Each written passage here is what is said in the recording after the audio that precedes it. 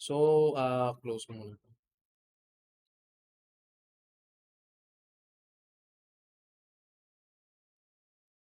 So, to create a custom shelf, especially kapagka nag-i-speed model kayo, instead of going to edit mesh and then going to duplicates and extract, etc., kung lagi nyo naman ginagamit yung command, bakit hindi na lang kayo gumawa ng shelf na useful kapagka, yun nga, nagmamadali kayo mag-model. To create one, nandito yung shelf nyo, click nyo yung gear icon. Once I click yung gear icon, new shelf, name natin, yan. Nandito pa rin siya. Delete natin. Ulitin ko, new shelf.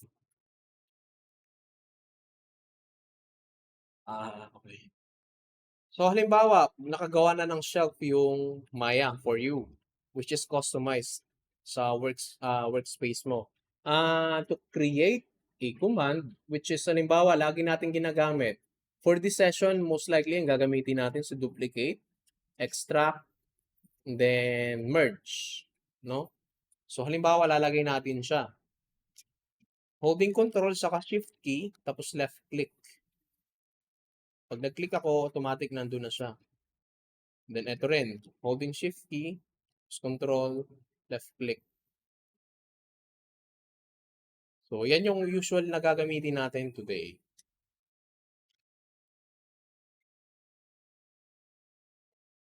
So, ayan. So, halimbawa, okay na siya. Save natin to. Save natin yung shelf.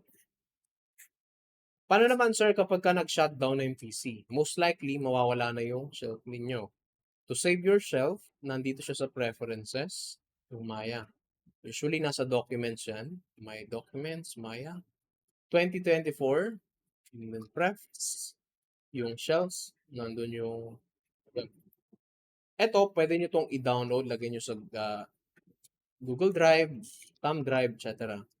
So, meron akong custom shelf which is in-install ko. Halimbawa, wala yung shelf ko. Paano ba mag-install? So, i-install tayo. Kung i-delete ko muna to. Halimbawa, yun nga, meron akong shelf dito nakalagay sa thumb drive. Lagay natin siya si Mel. Mel script.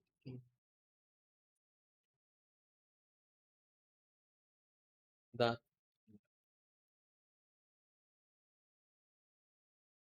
Ayan. So, nilagay ko na siya sa desktop. Now, I want to load yung shelf na yon. Load natin. Yung gear icon, load shelf, nando sa may desktop. Ayan. So, every time na lumipat ka ng workstation, halimbawa, nandun yung script mo, lahat, utilities na madalas mo ginagamit. For example, meron akong utility dito kapag halimbawa, gusto kong i-attach yung object dun sa isa pang object, click ko na lang siya, nandun na siya sa center. Okay? Ganun lang siya. Off na natin yung record.